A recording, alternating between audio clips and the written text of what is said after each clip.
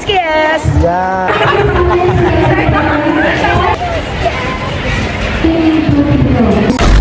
Hi Huskies! Thank God it's Friday, TGIF, and yes, today, ngayon na nga ang bigayan ng card. Pero bago ang lahat, dumating tayo sa eskwelahan na mag-isa, hindi na natin inintay si Miss D dahil sumungit ang panahon. Actually, nag-abang-abang pa ako ng kaunti, baka mag-cancel ulit ng pasok. Medyo nahopya tayo dahil wala pong announcement, kaya naman tuloy ang pasok. Nilabas ang mahiwagang raincoat and then go to the school today dahil bigayan ng card. Marami nag-expect na parents, especially ang 11 dauntless, kaway-kaway. Kaya naman, no choice tayo kundi pumasok at mag-prepare ng marami pang mga documents and bagay-bagay dahil hindi pa po tayo tapos mag-print ng mga documents, ng mga cards nila, ganun din ang mga certificate. Buti na lang safe and sound tayong nakarating sa eskwelahan at pagdating natin dito, ang laging top 2 na naan dito, Mark and Sir Alex. Hindi pa nga kumaway si Sir Alex, medyo busy at na-deadma tayo.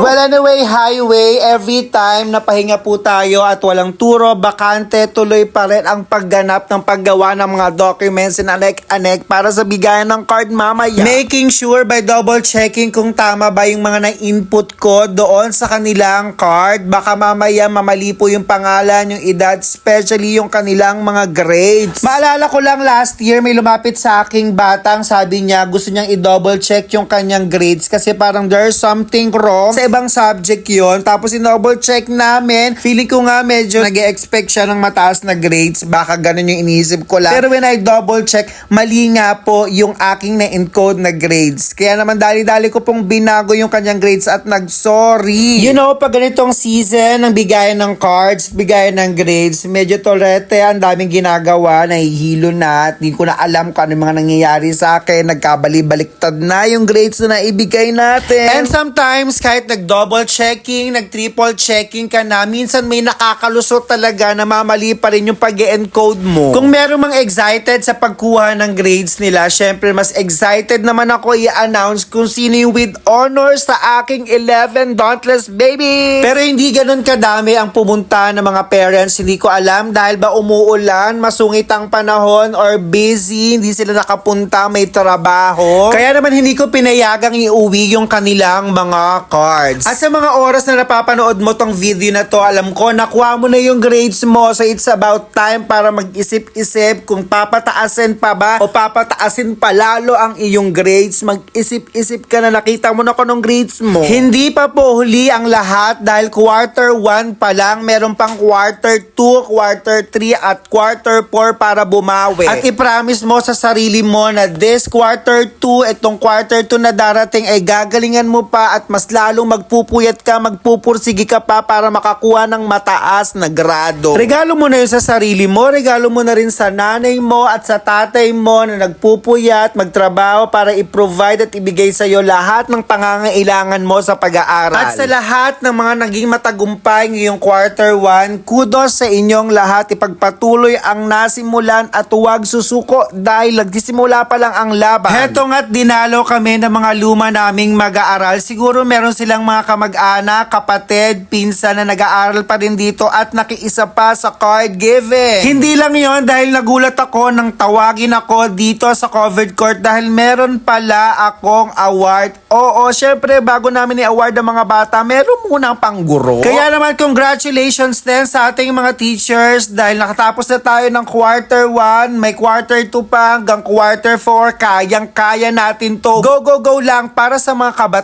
kabataang pag-asa ng bayan. Kaya naman kung bago ka lang sa ating page, please continue to support by following my page, sharing my videos, and continuing spreading the love. I hope na nag-enjoy ka at alam kong nag-enjoy ka sa boses ko palang hyper na hyper. And so all my haters and bashers, please continue engaging dahil nakakatulong po kayo sa engagement. Mag-comment lang kayo ng masasama at masasakit dyan. Deadma tayo sa mga ganyang bashers and haters dahil alam ko malaki ang pinagdaanan niya nung kabataan nila. Kulang sa pansin. And always remember to be kind, happy, and grateful. Maraming salamat, Huskies! Paalam!